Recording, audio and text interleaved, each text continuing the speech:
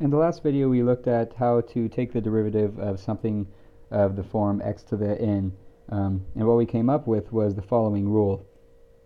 So we found that if we have the derivative with respect to x of x to the n, we know that that's just going to be equal to n times x to the n minus 1 power. And in the last video we kind of applied it to polynomials, but what's interesting about it is that it doesn't apply to only polynomials, and we'll take a look at a couple examples and maybe try to apply it to something that's not a polynomial. But so let's take a look at our first example. Let's say we're given f of x equals x squared. So we took the derivative of this in a couple videos ago using the limit definition, and we found the derivative at x equals 2. So let's try and find that again here and see if we get the same result. So we know here that our n is going to equal 2, and then n minus 1 is obviously just going to be 1. So our derivative here is going to be f prime of x equals 2 times x to the first, or just 2x. And so then f prime of x equals 2 is going to equal 2 times 2, which is 4, which is the same result we got in a previous video, except way faster. So let's take a look at another example. Let's say we're given another polynomial. We're given f of x equals x to the 5th plus 4x cubed minus 2x. So let's find the derivative. So the derivative is just going to be the derivative of each term of the polynomial. So we know for x to the 5th, our n is equal to 5. So we're going to decrement the power by 1. So we'll have x to the 5 minus 1, which is 4. And we're going to multiply it by the original power, which was 5. And the next term, we do the same thing. So we decrement the power by 1 and multiply by the original power. So we'll have 4 times 3 times x to the 3 minus 1, which is 2. And then lastly, we haven't taken a look at something like this yet, but so we can rewrite x as x to the first. So decrementing the power by 1 and multiplying by the original function, we'll have 2 times 1 times x to the 0, which just gives us 1. So then our derivative in this case is going to be f prime of x equals 5x to the 4th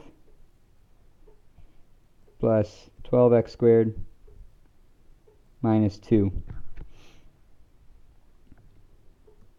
Let's go ahead and look at another example. I'll change colors for this one just for the heck of it. So let's look at something that's not a polynomial. Let's look at y equals the square root of x. So first, let's go ahead and rewrite this in terms of its powers. So we know that the square root of x is just x to the 1/2. So then n minus 1, let's go ahead and write out the steps here. Our n is going to be 1/2, and our n minus 1 is going to be negative 1/2. So then we'll have dy dx, our derivative with respect to x, equals 1/2, so multiply by the original exponent, times x to the negative 1/2. So we decremented the power by 1 there. And then rewriting that, if you want, you'll get dy dx equals 1 over 2 radical x. And dy dx is just another way of saying f prime of x. It doesn't really matter which one you use.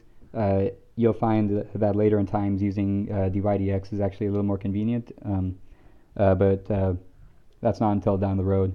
We actually call that Leibniz notation, and so a guy named Leibniz came up with the notation dy dx And then Newton actually came up with the prime notation. So Newton used primed and Leibniz used dy dx. So let's take a look at one more example. Say we're given g of x equals 3x squared over x to the 1/2. So over square root of x.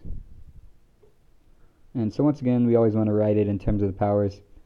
So we'll have 3x squared over x to the 1/2,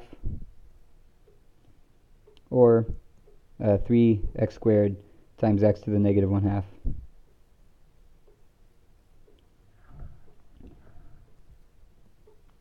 So we can go ahead and combine these powers, and we'll have 3 times x to the 2 minus 1/2, which gives us 3x to the 3/2. Alright, so now we have this in terms of things that we can use the general power rule. So we know that our n here is equal to 3/2, and n minus 1 is going to give us 1/2. So finally, we'll have that g prime of x 3 times x, or times 3/2 times x to the 1/2 power. And now finally, we'll get g prime of x equals 9/2 radical x. So I hope you found this video helpful. Go ahead and do me a favor and hit like and subscribe, and I hope you have a great day.